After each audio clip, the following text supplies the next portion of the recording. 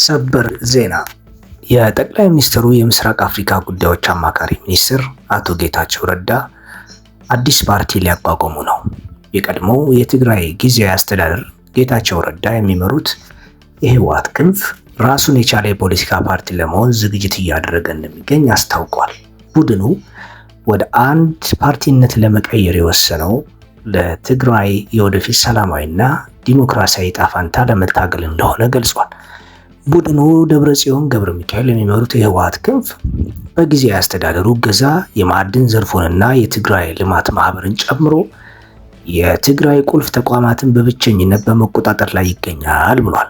ሲቪል ማህበራት ድርጊቱን ለማስቆም በፍርድ ቤት ጭምር እንቅስቃሴ እንዲጀምሩ የጠየቀው ቡድኑ የደብረጽዮን ቡድን ቁልፍ ተቋማትን እንዲቆጣጠር ጊዜያዊ አስተዳደሩ ለቡድኑ ይሰጠዋል ያለውን ድጋፍ እንዲያቆምም ጠይቀዋል። የጌታቸው ቡድን ይህን እንቅስቃሴ መጀመሩ የተሰማው ምርጫ ቦርድ የህወሓትን ህጋዊነት ሰርዛሉ ያለበት ቀነ ገደብ ሊጠናቀቅ 2 ሳምንት በቀረው ሰዓት ላይ ነው።